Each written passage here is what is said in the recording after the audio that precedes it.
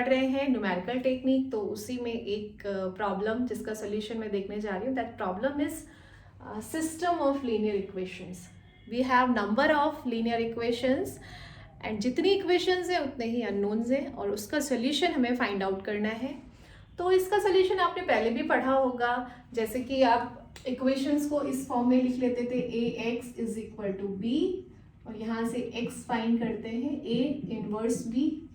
Inverse find करके आप right hand side में जो भी कॉलम वेक्टर है उससे मल्टीप्लाई कर देते हैं, तो अपना unknown x, x y z और x1 x2 x3 वो मिल जाता है. बट यही प्रॉब्लम अगर अपने पास में 100 by 100 इक्वेशंस हैं, 1000 by 1000 इक्वेशंस हैं, तो अपना जो कॉम्प्लेक्सिटी होता है कैलकुलेशन का बहुत ज़्यादा रहता है इनवर्स फाइंड करने के लिए. तो उसको थोड़ा सा कम करने के लिए न्यूमेरिकल टेक्निक में कुछ मेथड्स अवेलेबल हैं. तो ये अपना हमारे पास अभी कुछ मेथड्स हैं, उसमें से जो पहला मेथड हम देखने जा रहे हैं दैट इज एलयू डिकम्पोजिशन, और उसमें भी दो मेथड्स हैं, crowds method and second one is Dolittle method. तो क्राउड्स मेथड में हम करते क्या है कि इनवर्स फाइंड करने की बजाय लोअर ट्रायंगुलर और अपर ट्रायंगुलर मैट्रिक्स की कुछ प्रॉपर्टीज को यूज कर लेते हैं. जैसे कि अपने पास में ये है ax is equal to B, ax is equal to B. तो हम करें क्या कि a को डिकम्पोज कर दें एक लोअर ट्रायंगुलर और अपर ट्रायंगुलर मैट्रिक्स के प्रोडक्ट की फॉर्म में, मल्टीप्लिकेशन की फॉर्म में. ठीक है, और यहां पर अगर हम पुट कर दें तो ये क्या बन जाता है, L U X is equal to P. Now if we take U X is equal to, let U X is equal to Y. अगर हम ऐसा ले लेते हैं तो क्या बन जाता है, ये फर्स्ट इक्वेशन में यू एक्स को अगर आप वाई पुट कर दो इस वाली इक्वेशन में, तो L Y is equal to B. यहां अगर हम लोअर ट्रायंगुलर की प्रॉपर्टी यूज करें, लोअर ट्रायंगुलर में क्या होता है, नीचे ट्रायंगल बनता है, बाकी सारे जीरोस हैं, तो एक इक्वेशन से आपको फर्स्ट वेरिएबल मिलेगा, उसकी हेल्प से सेकेंड में पुट करोगे तो सेकेंड, और थर्ड में पुट करके थर्ड वेरिएबल इजीली अवेलेबल हो जाता है. तो यहाँ से आप L अपने पास में नोन हो जाएगा यहाँ डिकम्पोज करने के बाद. B क्वेश्चन में गिवन है राइट हैंड साइड, तो यहाँ से हमें Y मिल जाता है. Y हमने खुद से अज्यूम किया हुआ अननोन वेक्टर. ठीक है, तो ये Y हमने फाइंड कर लिया. यहाँ से क्या किया, फाइंड Y. Y मिल गया तो Y को हम यहाँ वापस पुट करते हैं, तो ux is equal to Y. अब y भी नोन है, u हमें यहां से पता है, तो यहां से हमें मिल जाएगा x. Find x. ठीक, तो हमें x की वैल्यू ही फाइंड करनी होती है इस टाइप की प्रॉब्लम में. सिस्टम ऑफ लीनियर इक्वेशंस को सॉल्व करने का मतलब टू फाइंड दिस x. ठीक है, अब ये एलयू डिकम्पोज कैसे करना है इस पर बात करते हैं. ठीक है, तो फाइनली एलयू डिकम्पोज करने के बाद में हमें ये प्रोसीजर फॉलो करना है. एलयू डिकम्पोजिशन कैसे होगा, एल का मतलब एक लोअर ट्रायंगुलर मैट्रिक्स, तो मैं अपने से ए एल को लिख लेती हूँ. तो लोअर ट्रायंगुलर का मतलब L22 L33, ये वैल्यू सारी जीरो होगी, और इनको मैं पोजीशन के हिसाब से लिख दूं तो L31 L32, ये हो गया अपना लोअर ट्रायंगुलर मैट्रिक्स. और अपर ट्रायंगुलर में क्या होगा, ये U11 U22 U33, ऊपर में ट्रायंगल बनेगा और ये वैल्यूज होंगी जीरो. तो इनको भी पोजीशन के अकॉर्डिंग लिख लें तो U13 U23. तो ये लोअर ट्रायंगुलर मैट्रिक्स हो गया, ये अपर ट्रायंगुलर. और ए को भी मैं पोजीशन के अकॉर्डिंग अगर लिखूं तो ये क्या होगा, A11 A22 A33,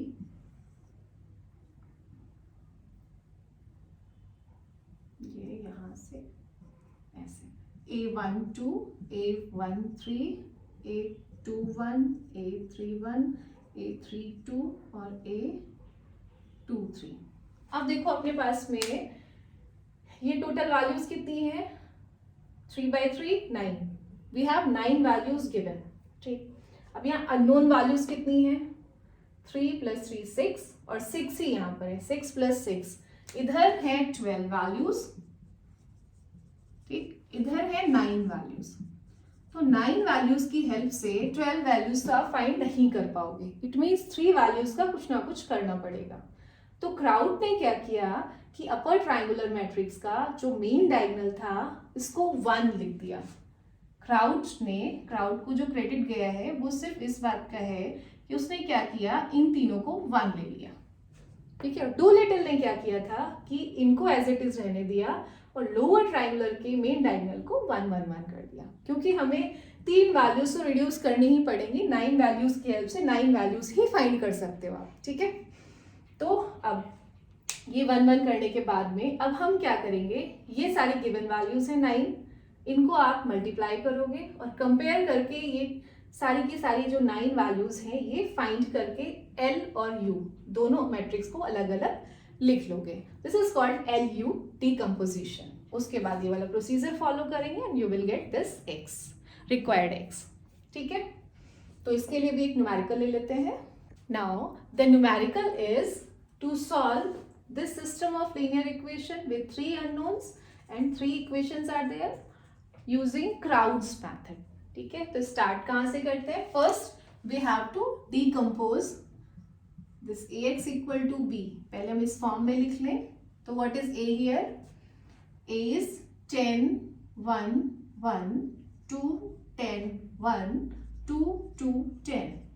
ये आप इस टाइप से पहले भी लिख चुके हो जब इनवर्स मेथड यूज करते थे. And variables are x, y and z. Right hand side vector is 12 13 and 14. तो ये अपना B है. This is our X and this is our A. ठीक है. तो इस A को हमें LU डीकम्पोज करना है. ठीक है. तो A को लिखते हैं 10 1 1 2 10 1 2 2 10. ये है अपना A. और LU मैंने बताया लोअर ट्रायंगुलर है ना. L11 L22 L33 ऐसे आप लिखोगे. लोअर में ट्रायंगल बनता है, ऊपर की वैल्यूज होती हैं 0. तो ये भी पोजीशन के अकॉर्डिंग L21 L31 L32. तो ये मैंने लिख दिया लोअर ट्रायंगुलर मैट्रिक्स. ऐसे आप अपर ट्रायंगुलर मैट्रिक्स लिख लोगे. अपर ट्रायंगुलर में डायगोनल को 1 लेना है फॉर क्राउड्स मेथड. क्राउड ने ऐसा बोला था कि डायगोनल को 1 ले लो 3 वैल्यूज को कम करने के लिए. और बाकी क्या है, ऊपर में अपना ट्रायंगल बनेगा, नीचे की वैल्यूज होंगी 0. तो पोजीशन के अकॉर्डिंग ये होगा U12 U13 U23. तो ये हो गई सारी वैल्यूज. अब क्या करना है अपने को, इनको मल्टीप्लाई करना है. टर्म बाय टर्म कंपेयर करके 9 वैल्यूज फाइंड आउट कर लेंगे. तो मल्टीप्लाई कर लें. First row first column L11, first row second column L11 U12 और first row third column L11 U13. अब second row first column L21, second row second column L21 U12 plus L22 और second row third column L21 U13 plus L22 U23 और third row first column L31, third row second column L31 U12 plus L31 U12 plus L32 and last row last column L31 U13 plus L32 U23 plus L33. तो ये तो हो गया multiplication के बाद जो भी आ रहा है. और इसको हम दोबारा से लिख लें कंपेयर करने के लिए. 2 10 1 2 2 10. टर्म बाय टर्म कंपेयर करें. यहाँ भी हम छोटा सा एक ट्रिक और सीक्वेंस यूज करते हैं, उससे वैल्यूज बहुत इजीली मिलती जाती हैं. क्या करेंगे, सबसे पहले कॉलम वैल्यूज तो इजीली अपने को दिख ही रही हैं. L11 is 10, L21 is 2 and L31 is 2. तो कॉलम से स्टार्ट करेंगे. सबसे पहले फर्स्ट कॉलम की सारी वैल्यूज लिखेंगे, उसके बाद फर्स्ट रो, फिर सेकेंड कॉलम की बची वैल्यूज सेकेंड रो, फिर लास्ट वैल्यू. ऐसे चलेंगे सीक्वेंस से तो सारी वैल्यूज इजीली मिलती चली जाएंगी. तो let's write L11 is 10, L21 is 2 and L31 is 2. तो ये अपना फर्स्ट कॉलम हो गया. और फर्स्ट रो की बची हुई वैल्यूज देखें तो L11 U12, L11 अपने को पता है तो U12 क्या हो जाएगा, L11 U12 इज 1, तो ये 1 अपॉन L11 दैट इज 10। अब हमें इधर ही चलना है और कहीं नहीं जाना है, तो U13 इसमें भी L11 से डिवाइड होगा इसका, तो 1/10। ठीक है, जैसे ही फर्स्ट रो कंप्लीट हुई, सेकेंड कॉलम के बचे एलिमेंट्स पे आ जाएंगे हम। तो यहाँ अपने को क्या क्या पता है, L21 और U12 पता है, तो L22 आएगा यहाँ से। तो L22 क्या हो जाएगा, 10 माइनस ये 10 के इक्वल हुआ पूरा। ठीक है, तो L22 क्या हो गया, 10 माइनस L21 इंटू U12, तो 2 इंटू 1/10, तो 1/5, ये आ गया अपना 49/5। ठीक है, अभी हम किधर चल रहे हैं, इस वाले कॉलम पर। तो नेक्स्ट वैल्यू हमें ये मिलेगी L32।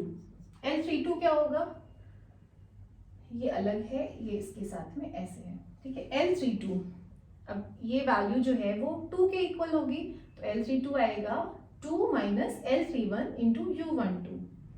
ठीक है, तो L32 आ गया 2 माइनस L31 इज 2, और U12 अभी हमने फाइंड कर लिया 1/10। ठीक है, तो ये हो गया 5, 10 माइनस 1 9/5। ठीक है, तो अब ये हो गया कॉलम कंप्लीट। अपने पास दो ही वैल्यूज बची ऑलमोस्ट, पहले ये वाली फाइंड कर लोगे तो ये वाली, यहाँ से हमें कौन सी वैल्यू अपनी रह गई है, बाकी सारी फाइंड कर चुके हैं, U23 रहती है, तो U23 हमें यहाँ से मिल जाएगा। U23 इस पूरे को इसके इक्वल करोगे और बाकी वैल्यूज को डालोगे, तो U23 और U लास्ट में L33, ये वैल्यूज मैंने लिखी हुई है, आप कैलकुलेट करके देख लेना। इट विल बी 4/49, और लास्ट में जो आपको वैल्यू मिलने वाली है दैट इज L33, और L33 आपका आएगा 473/49। ठीक है, तो अपने पास में अब पूरी 9 वैल्यूज अवेलेबल हैं, इनको हम वापस यहाँ पुट कर दें तो L, और यहाँ U वैल्यूज पुट कर दें तो U। L और U दोनों हमें अब पता लग चुके हैं, तो इनको हम अलग अलग सही से लिख लेते हैं। लेट्स सी, यहाँ लिखती हूँ मैं, तो L और U को हम लिख दें तो LU डिकम्पोजिशन अपना ऑलमोस्ट हो चुका है।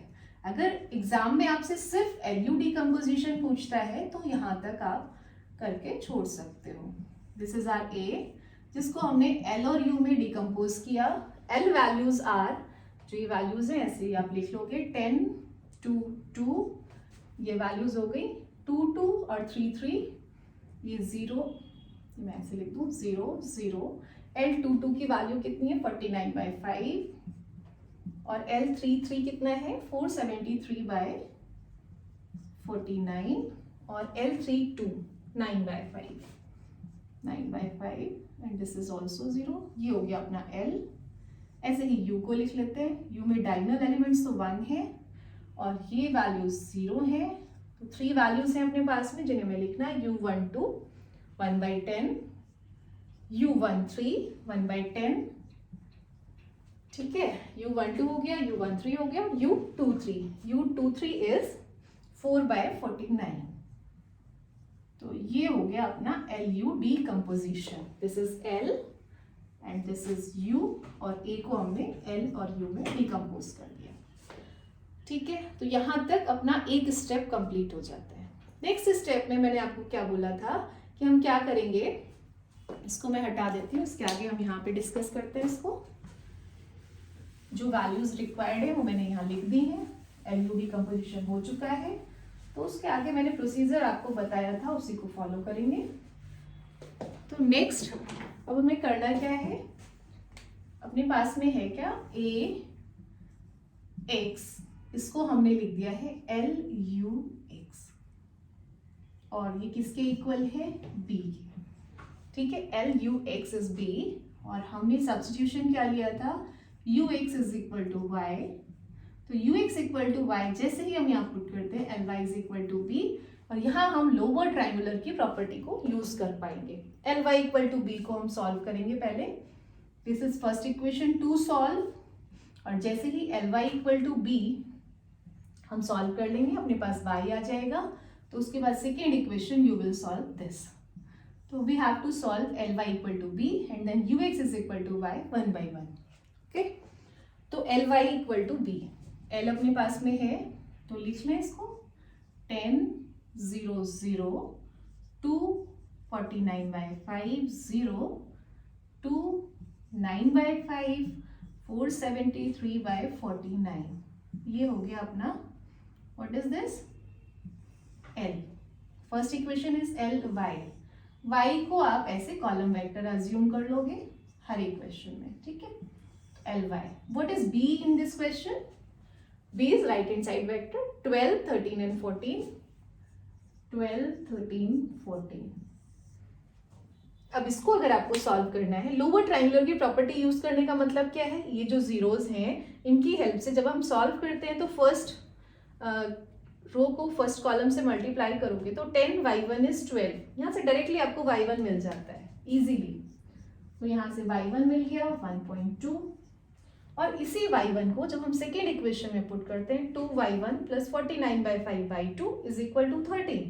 तो यहाँ से y2 मिल जाता है y1 की वैल्यू पुट करके, और ऐसे ही y1 और y2 पुट करके थर्ड इक्वेशन से जब इनकी मल्टीप्लाई करोगे तो थर्ड इक्वेशन से हमें y3 मिल जाएगा. तो तीनों के वैल्यूज मेरे पास लिखी हुई है, मैं बता रही हूँ. तो y1 y2 और y3 ये वैल्यूज आएंगी 1.08 और ये है 1.08 और ये वैल्यू 1.00 समथिंग होगी, अप्रोक्सीमेटली 1 ले सकते हैं. तो y1 y2 एंड y3 ये वैल्यूज आ गई. Means now we have this y. तो अब सेकेंड इक्वेशन को सॉल्व करना है. सेकेंड इक्वेशन क्या है? ux is equal to y. What is u here? 1 1 by 10 1 by 10 0 1 4 by 49 0 0 1. This is u. x क्या है अपना? x y z वेक्टर जो कि हमें फाइंड आउट करना है. ये हमारी प्रॉब्लम है. और y अब अपने पास है 1.08 एंड दिस इज 1. अब यहाँ हम अपर ट्रायंगुलर मैट्रिक्स की प्रॉपर्टी को यूज करते हैं. अपर ट्रायंगुलर में क्या है? लास्ट में देखो तो 2 0 है. जब इस इक्वेशन को इस इक्वेशन से इससे मल्टीप्लाई करेंगे तो ये आएगा और यहाँ से z हमें इजीली अवेलेबल होगा. लास्ट ये रो का कॉलम से मल्टीप्लाई करें तो 0x प्लस 0y सब 0 हो गया. तो z इज इक्वल टू 1. तो यहाँ से पहले हमें z मिलेगा. इस z की हेल्प से हमें यहाँ जब आप z की वैल्यू पुट कर दोगे 1 तो y मिल जाएगा. y भी आपका 1 ही आएगा. z और y की वैल्यू जब आप इस वाले इक्वेशन में पुट कर दोगे x plus y by 10 plus z by 10 is equal to 1.2. तो यहाँ से हमें x मिल जाएगा. That will be also 1. तो this is the required solution. x y and z की सबकी वैल्यूज कितनी है? 1 1 1. This is the required answer. ठीक है. तो क्राउड्स मेथड में किसी भी टाइप का कोई डाउट लगता है आपको, कोई कॉन्सेप्ट में प्रॉब्लम है या कैलकुलेशन में, please ask me in comment section.